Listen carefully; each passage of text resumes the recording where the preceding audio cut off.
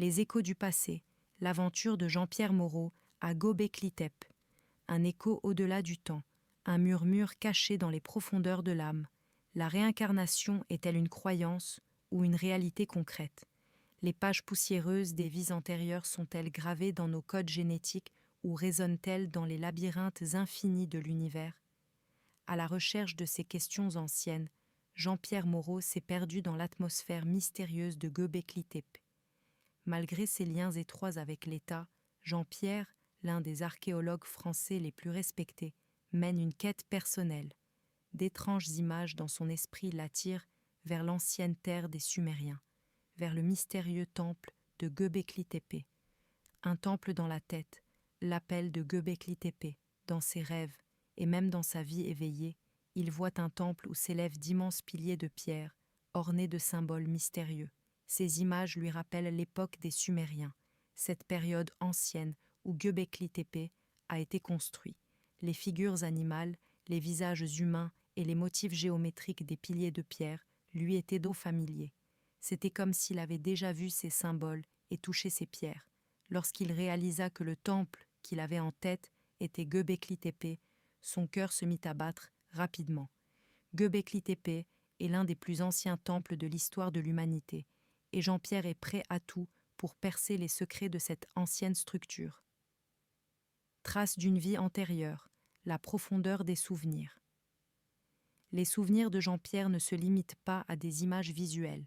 Il se souvient des sons qui résonnent dans le temple, de la froideur qu'il ressent lorsqu'il touche les pierres et même de l'odeur des gens qui y vivent. C'était comme s'il avait été dans ce temple en tant que prêtre, artiste ou observateur dans sa vie passée. Dans ses souvenirs, la construction du temple, les cérémonies, les rituels et les scènes de la vie quotidienne. Jean-Pierre pense que ces souvenirs ne peuvent pas être le fruit de son seul esprit. Le mystère de la réincarnation, la recherche de réponses. Jean-Pierre est très curieux de l'existence de la réincarnation. Les souvenirs des vies antérieures sont-ils cachés dans notre ADN ou résonnent-ils dans les profondeurs de l'univers? Pour trouver les réponses à ces questions, il décide de se rendre à Göbekli Tepe. C'est peut-être dans cet ancien temple qu'il trouvera des traces de sa vie passée et qu'il résoudra le mystère de la réincarnation. Jour à Göbekli Tepe, à la recherche de souvenirs. Lorsque Jean-Pierre arrive à Göbekli Tepe, il a l'impression d'avoir trouvé un lieu qu'il cherchait depuis des années. L'atmosphère mystique du temple l'impressionne profondément. En marchant entre les colonnes de pierre, il a l'impression de revoir des visages qu'il a reconnus il y a des milliers d'années. Il avait l'intime conviction qu'il retrouverait des traces de sa vie passée dans cet espace sacré. Chaque jour, il se rendait au temple avant l'aube et marchait parmi les pierres jusqu'au coucher du soleil. Il examinait attentivement chaque symbole, chaque figure et les comparait avec les souvenirs qu'il avait en tête. À la recherche de la tombe, une recherche instinctive. Jean-Pierre se dirige instinctivement vers un endroit précis. Il pense que c'est là, sous la terre, que se trouve sa propre tombe. L'emplacement de la tombe était clair dans son esprit. Cependant, il savait que des fouilles non autorisées pouvaient avoir des conséquences juridiques. Il a donc décidé de contacter l'équipe de fouilles de Göbekli Tepe et a demandé l'autorisation d'examiner les détails. Demande et refus d'autorisation. La tension à travers les dialogues. Jean-Pierre, s'il vous plaît, permettez-moi de regarder quelques détails. Ce sont les souvenirs de ma vie passée qui m'ont amené ici. Fonctionnaire. Monsieur Moreau, ce n'est pas possible. Le site de fouille est protégé. Nous ne pouvons pas permettre un accès non autorisé. Jean-Pierre. Mais je suis archéologue. Ce n'est pas une simple curiosité pour moi, c'est une quête personnelle. Fonctionnaire. Votre quête personnelle ne nous regarde pas.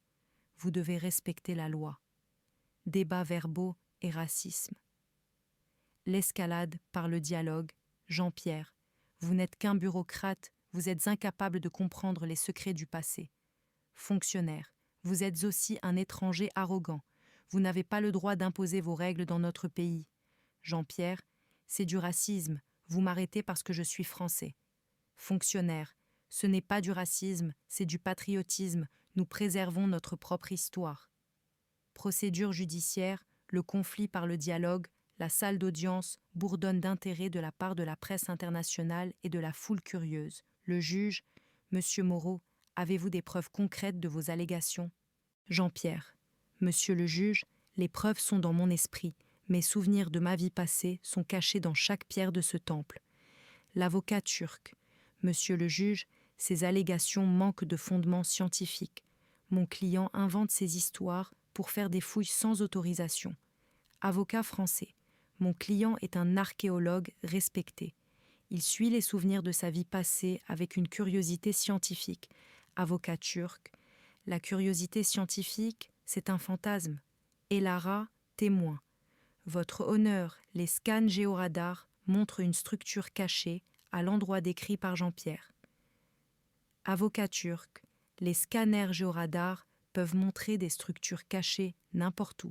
Cela ne prouve pas les affirmations de Jean-Pierre. Évaluation psychiatrique, discussion sur la santé mentale dans les dialogues psychiatres. Monsieur Moreau, dans quelle mesure pensez-vous que vos souvenirs de votre vie passée sont réels? Jean-Pierre, ils sont ma réalité, je suis sûr d'avoir vécu dans ce temple, d'avoir touché ces pierres. Psychiatre, ces souvenirs vous perturbent-ils? Jean-Pierre, non, au contraire, ils me font sentir que j'ai ma place ici. Psychiatre, et avez-vous l'impression que ces souvenirs vous déconnectent de la réalité? Jean-Pierre, non, au contraire, ils me rapprochent de la réalité. Intervention du gouvernement français. Tension diplomatique par le dialogue diplomate français. Votre honneur, notre client, en tant que scientifique, veut faire la lumière sur le passé. Ce ne serait pas seulement une quête personnelle, mais aussi un gain pour l'humanité. Diplomate turc. Votre honneur, notre client est tenu de respecter la loi. Le patrimoine historique et culturel de notre pays doit être protégé de toute spéculation. Moment de décision, déception et espoir par le dialogue. Le juge. La Cour estime que le refus de la demande d'autorisation de M. Moreau et la discrimination dont il a été victime étaient illégaux. Toutefois, l'autorisation de procéder à une inspection à Göbekli-Tepe n'est pas accordée. Jean-Pierre, c'est de l'injustice. Vous m'empêchez de retrouver les traces de mon passé. Le juge. Le tribunal doit décider dans les limites de la science et de la loi. Jean-Pierre. Peut-être pas aujourd'hui. Peut-être pas aujourd'hui, mais un jour, je révélerai les secrets de ce temple. Les échos du passé ne me quitteront jamais. Dernier jour à Göbekli-Tepe. Des adieux en forme de dialogue, Jean-Pierre. Et Lara, ce temple n'est pas seulement un site archéologique pour moi, c'est comme une maison. Et Lara, je sais Jean-Pierre, depuis que tu es venu ici, c'est comme si tu parlais à ces pierres, c'est comme si l'esprit du passé vivait avec toi. Jean-Pierre, oui c'est vrai, oui c'est vrai. Ces pierres sont les témoins de mon passé. Quand je marche parmi elles, c'est comme si je revenais des milliers d'années en arrière, comme si je vivais à cette époque. Et Lara, mais Jean-Pierre, c'est peut-être une illusion, peut-être que ton esprit te trompe. Jean-Pierre, non, et Lara, ce n'est pas une illusion, c'est la réalité. J'ai vécu dans ce temple, j'ai touché ces pierres, j'ai sculpté ces figures animales. Et Lara, comment peux-tu en être si sûr, Jean-Pierre? Parce que je le sens, parce que je le sens, parce que mes souvenirs sont si vivants, parce que j'ai l'impression que ce temple m'appartient. Et Lara, alors qu'est-ce que tu vas faire maintenant? La décision du tribunal ne t'a pas donné l'autorisation. Jean-Pierre, je n'abandonnerai pas Elara. Je révélerai les secrets de ce temple.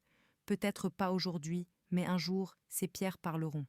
Elara, Jean-Pierre, c'est devenu une obsession. Tu te fais du mal, Jean-Pierre. Non, Elara. Je ne cherche que la vérité, et cette vérité est cachée dans ce temple. Départ de Göbekli-Tepe. Le désespoir dans les dialogues. En quittant Göbekli-Tepe, Jean-Pierre regarde longuement les pierres qu'il laisse derrière lui. C'est comme s'il leur disait au revoir, comme s'il leur promettait de revenir. Jean-Pierre, je ne vous oublierai pas. Un jour, je reviendrai, et avec vous, nous révélerons les secrets du passé. Et Lara, Jean-Pierre, prends soin de toi. Cette quête peut te consumer.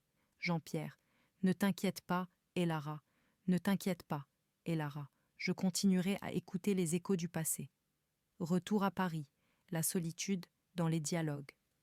De retour à Paris, Jean-Pierre s'enferme dans une librairie de livres anciens. Les souvenirs de sa vie passée tournent en boucle dans son esprit. Les événements qu'il a vécus à Göbekli Tepe l'ont profondément affecté. Jean-Pierre, est-ce que c'était vrai? Ai-je vraiment vécu à cette époque?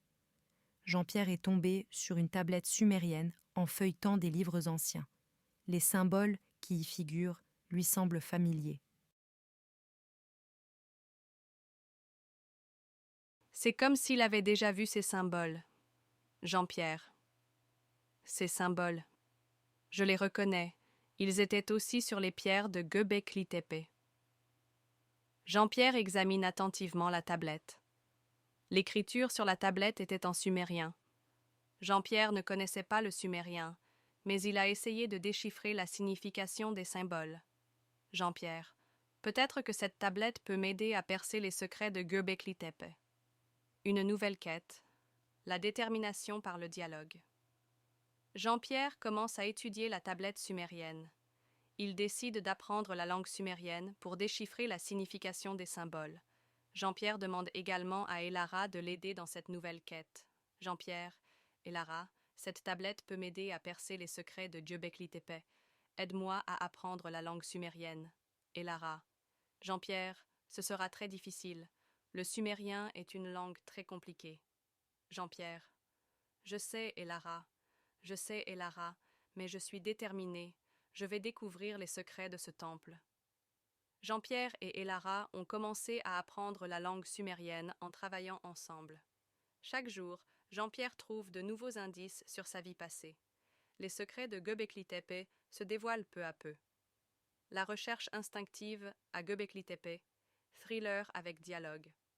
Jean-Pierre, Elara, ces symboles se trouvaient aussi sur les pierres de Göbekli Tepe. Peut-être que cette tablette me dit quelque chose. Elara, Jean-Pierre, ce n'est peut-être qu'une coïncidence. La similitude des symboles ne signifie pas qu'ils signifient la même chose. Jean-Pierre, tu as peut-être raison, Elara, mais j'ai un pressentiment. Cette tablette va me guider. Elara, Jean-Pierre, tu es archéologue. Tu ne peux pas te fier à tes sentiments sans preuves scientifiques. Jean-Pierre, je ne suis pas un scientifique, Elara. Je ne suis qu'un chercheur. Ce sentiment m'a amené ici et je veux le suivre. Elara, c'est trop dangereux, Jean-Pierre. C'est devenu une obsession. Tu te fais du mal. Jean-Pierre, tu as peut-être raison, Elara, mais ce sentiment ne me quitte pas. C'est comme si mon passé m'appelait. Les échos du passé. Incertitude et conflit à travers les dialogues. Jean-Pierre. Elara, la tablette me dit quelque chose, mais je ne sais pas exactement ce que c'est. Elara. Jean-Pierre, tu te trompes, ce n'est que le fruit de ton imagination. Jean-Pierre. Tu as peut-être raison, Elara, mais ce rêve me semble très réel. J'ai l'impression d'avoir vécu dans ce temple. Elara. C'est très dangereux, Jean-Pierre. Ce temple s'est emparé de toi. Tu as perdu ton identité. Jean-Pierre. Je n'ai pas perdu mon identité, Elara. Je suis seulement à la recherche de mon passé, et ce passé est caché dans ce temple. Elara. Jean-Pierre, tu te rends compte de ce que tu dis? Tu vas à l'encontre de la science. Jean-Pierre. Je ne vais pas à l'encontre de la science, Elara. Je ne me fie qu'à mes sentiments, et ces sentiments me conduiront dans la bonne direction. Processus judiciaire, incertitude et réconciliation. Par le dialogue, Elara a signalé aux autorités la tentative d'excavation non autorisée de Jean-Pierre. Jean-Pierre a été arrêté et traduit en justice. La salle d'audience est bondée de journalistes internationaux et de curieux. Le juge, Monsieur Moreau, vous êtes accusé d'avoir creusé sans permis. Qu'avez-vous à dire? Jean-Pierre, Votre Honneur, j'ai simplement suivi mes sentiments, ce temple me dit quelque chose, et j'ai voulu révéler ses secrets. L'avocat turc, Monsieur le juge, l'accusé a endommagé des objets historiques en effectuant des fouilles sans autorisation. La sanction pour ce délit doit être sévère. L'avocat français, Monsieur le juge, mon client était motivé par la curiosité scientifique. Ce sont les souvenirs de sa vie passée qui l'ont amené ici. Elara, témoin. Monsieur le juge, Jean-Pierre est devenu trop obsédé par ses sentiments. Cela lui a fait perdre son objectivité scientifique. Jean-Pierre, témoin. Elara, tu m'as trahi, Tu ne sais pas ce que je ressens? Et Lara? Jean-Pierre, j'essaie seulement de te protéger. C'est une erreur. Se fier à ses sentiments ne mène pas toujours dans la bonne direction. Le juge, ça suffit. Le tribunal a rendu son jugement. Monsieur Moreau est reconnu coupable d'avoir creusé sans permis. Toutefois, il est considéré que le prévenu a commis cette infraction en raison de ses sentiments. Par conséquent, la peine du prévenu est suspendue. L'accusé rejoindra l'équipe de fouilles de Göbekli-Tepe et contribuera au travail scientifique. Compromis et résultats, paix et incertitude par le dialogue. Jean-Pierre a voulu parler à Elara après le jugement. Jean-Pierre, Elara, je t'en veux de m'avoir trahi, mais en même temps, je te suis reconnaissant d'avoir essayé de m'aider. Elara, Jean-Pierre, j'ai seulement essayé de te protéger. Se fier à ses sentiments ne mène pas toujours dans la bonne direction. Tu es archéologue. Tu dois suivre les règles de la science. Jean-Pierre, tu as raison, Elara. J'ai choisi la mauvaise voie en suivant mes sentiments, mais maintenant je suis prêt à laisser le passé derrière moi. Elara, Jean-Pierre, que se passe-t-il maintenant? Est-ce qu'on va continuer à travailler ensemble à Göbekli-Tepe? Jean-Pierre, bien sûr, Elara, mais cette fois-ci en suivant les règles de la science, et peut-être à l'occasion en écoutant mes sentiments. Ensemble, Jean-Pierre et Elara continuent de découvrir les secrets de Göbekli-Tepe. Jean-Pierre a commencé à analyser ses souvenirs de sa vie passée d'un point de vue scientifique. Elara continue d'enseigner à Jean-Pierre la langue et la culture sumérienne. Ensemble, ils font de nouvelles découvertes qui éclairent le passé mystérieux de Göbekli-Tepe. Et leurs échanges pleins d'esprit se poursuivent, agrémentés de petites blagues racistes. Jean-Pierre ne sait toujours pas s'il a raison de suivre ses sentiments. Mais maintenant, il a laissé le passé derrière lui et regarde l'avenir avec espoir.